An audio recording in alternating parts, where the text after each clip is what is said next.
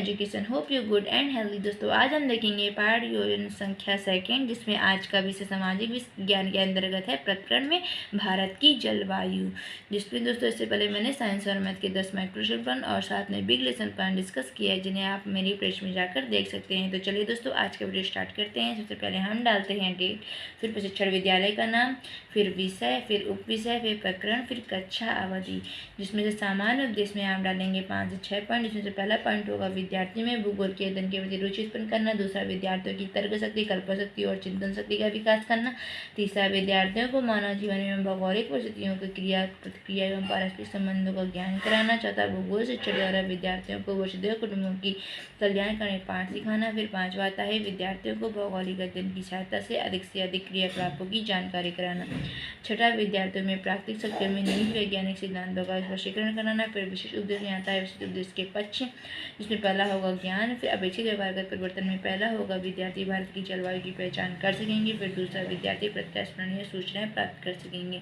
फिर आता है अवबोध, जिसमें दूसरा होगा कि विद्यार्थी भारत की जलवायु की तुलना कर सकेंगे और दूसरा पॉइंट होगा विद्यार्थी भारत की जलवायु में वर्गीकरण कर सकेंगे, फिर आता है अनुप्रयोग, जिसमें लिखेंगे कि भारत की जलवायु की जानकारी विद्यार्थी ज्ञात कर सकेंगे, फिर दूसरा आता है विद्यार्थी भारत की जलवायु के बारे में सुझाव दे सकेंगे, फिर आता है कौशल, जिसमें पहला हो कि विद्यार्थी भारत की जलवायु का शुद्ध चित्रण एवं अंकन कर सकेंगे, और दूसरा आता है विद्यार्थी भारत की जलवायु का प्रयोग सरलता से कर सकेंगे, फिर आता है अभिरुचि, जिसमें विद्यार्थी भारत की जलवायु के अध्ययन में रुचि लेंगे, और दूसरा आता है विद्यार्थी भारत की जलवायु की जानकारी प्राप्त कर सकेंगे, फिर छठा आता है अभिवृद्धि, जिसमें विद्यार्थी भारत की जलवायु का समीकरण कर सकेंगे, और आता है दूसरा पॉइंट विद्यार्थी भारत की जलवायु का अध्ययन करेंगे, फिर आता है सहायक सामग्री, जिसमें आप लिखेंगे कि कक्षा उपयोगी सहायक सामग्री, फिर पूर्व ज्ञान में लिखेंगे कि विद्यार्थी भारत की जलवायु में संबंधित सामान्य, फिर आता है प्रस्तावना में विषय वस्तु, जिसमें भारत की जलवायु में आप छात्र प्रतिक्रिया में लिए कि पृथ्वी के चारों ओर विभिन्न गैसों का आवरण क्या कहलाता है, तो वायुमंडल कहलाता है, फिर दूसरा क्वेश्चन हो कि वायुमंडल में तापमान वायु दाब के कारण दिन प्रतिदिन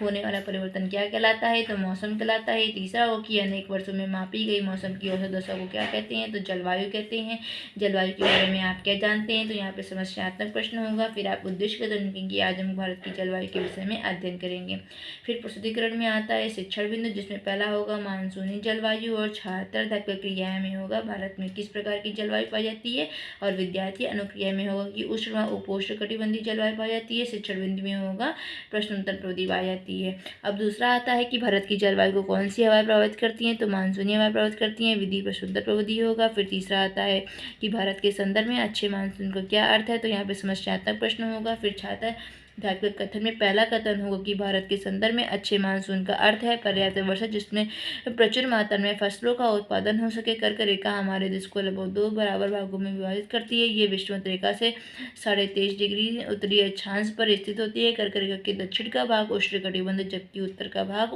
उपोष्ण कटिबंध के अंतर्गत आता है। फिर आता है प्रस्तुतिकरण में शिक्षण बिंदु, जिसमें कर्क रेखा होगा, छात्र धात्विक क्रियाएं में होगा कि भारत को कौन सी रेखा 2 बराबर भागों में बांटती है, तो विद्यार्थी की क्रिया में होगा कर्क रेखा, शिक्षण बिंदु में होगा प्रश्नोत्तर प्रविधि, फिर होगा कर्क रेखा कितने डिग्री पर अक्षांश पर स्थित होती है, तो 23.5 डिग्री उत्तरी अक्षांश पर होती है, विधि यहाँ पे प्रश्नोत्तर प्रविधि होगा।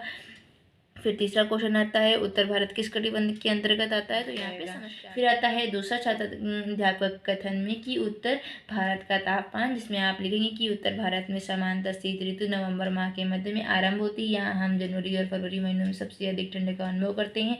इससे उत्तर भारत के अधिकांश भागों में दिन का औसत तापमान 21 डिग्री सेंटीग्रेड से कम रहता है। प्रस्तुतिकरण में होगा विकासात्मक प्रश्न, जिसमें पहला शिक्षण बिंदु होगा उत्तर भारत का तापमान, जिसमें छात्र धात्विक क्रिया में होगा उत्तर भारत में सामान्यतः ऋतु किस माह में प्रारंभ होती है, तो नवंबर माह में, विधि यहाँ पे प्रश्नोत्तर प्रविधि होगा। श्याम पटकार में होगा उत्तर भारत में शीत ऋतु नवंबर माह से प्रारंभ होती है।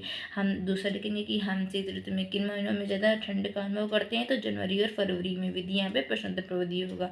फिर तीसरा होगा कि तापमान मापने के लिए किसका प्रयोग किया जाता है, तो यहाँ पे समस्यात्मक प्रश्न होगा। फिर छात्र कथन में होगा कि वायु में ऊष्मा या ठंडक की मात्रा को तापमान कहते हैं। तापमान को तापमापी से मापते हैं। तापमान की इकाई डिग्री सेल्सियस होती है और और वर्षा की माप के लिए बोतल में तीली डाली। जहाँ तक तीली पानी में भींगी होती है उसे मापने के लिए स्केल से नाप लीजिए। वर्षा का नाप सेंटीमीटर या इंच में करते हैं।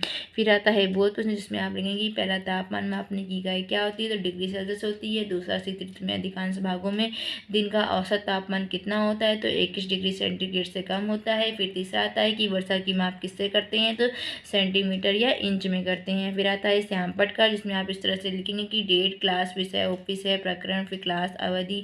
फिर लिख सकते हैं कि अनेक वर्षों में मापी गई मौसम की औसत दशा को जलवायु कहते हैं। शीत ऋतु में रखी फसलों की बुआई की जाती है। तापमान मापने की इकाई को डिग्री सेल्सियस है।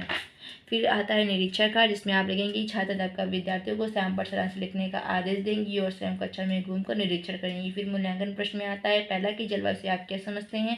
दूसरा लिखेंगे कि कर्क रेखा का दक्षिणी भाग किस कटिबंध के अंतर्गत आता है। तीसरा उष्ण कटिबंध तथा उपोष्ण कटिबंध को कौन सी रेखा प्रभावित करती है।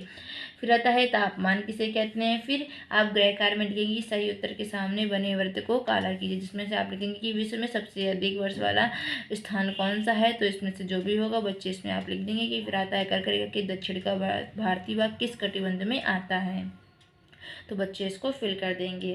तो दोस्तों गृह कार्य में आप वही क्वेश्चन देंगे जो आपने अभी पीछे पढ़ाया होगा। आप अपने मन से इसमें क्वेश्चन ऐड नहीं कर सकते हैं। तो दोस्तों आज का वीडियो यहीं पर समाप्त होता है। अगर आपको मेरा वीडियो पसंद आए तो प्लीज़ मेरे वीडियो को लाइक करिएगा, सब्सक्राइब करिएगा और दोस्तों के साथ मेरे चैनल को शेयर कर दीजिएगा। मिलते हैं नेक्स्ट वीडियो में नेक्स्ट टॉपिक के साथ, तब तक के लिए बाय बाय।